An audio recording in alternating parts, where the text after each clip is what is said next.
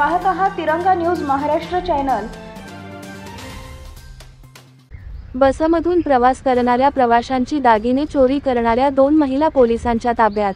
सांगली विभागात पेट्रोलिंग करीत असताना सहाय्यक पोलीस निरीक्षक सिकंदर वर्धन यांचे पथकामधील हनुमंत लोहार यांना त्यांचे बातमीदाराकडून बातमी मिळाली की सांगली येथील अंकली गावातील कृष्णा नदीचे पुलाचे अलीकडे लाकडी खेळण्याचे दुकानासमोर 2 महिला चोरीचा माल घेऊन थांबलेल्या आहेत।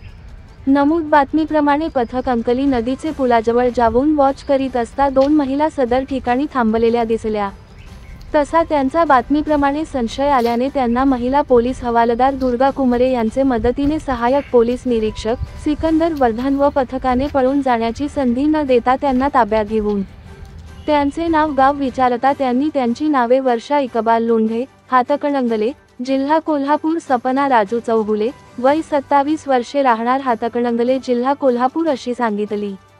सहाय्यक पोलीस निरीक्षक सिकंदर वर्धन यांनी त्यांचे अंगझडतीचा उद्देश कळवून महिला पोलीस हवालदार दुर्गा कुमरे यांनी पंचासमक्ष त्यांची अंगझडती घेतली असता वर्षा लोंढे हिचे कब्जातील हँडपर्स मध्ये सोन्याचे दागिने व स्वाती सूर्यकांत नाडगोंडा नावाचे Aadhaar card, PAN card, ATM card, पोस्टाचे कार्ड मिळून आले। 30 सदर सोन्याचे दागिने व स्वाती नाडगोंडा यांचे नावाबाबत विचारले असता त्यांनी 5 दिवसापूर्वी दुपारच्या वेळेमध्ये सांगली सेंट स्टँड येथे एक महिला सेंट मध्ये चढत असताना आम्ही दोघींनी सदर महिलेची पास चोरी केली असल्याची कबुली दिली। सदर बाबत सांगली शहर पोलीस ठाणेचे क्राईम अभिलेख तपासला असता वरीलप्रमाणे चोरीचा गुन्हा दाखल असल्याची खात्री झाली।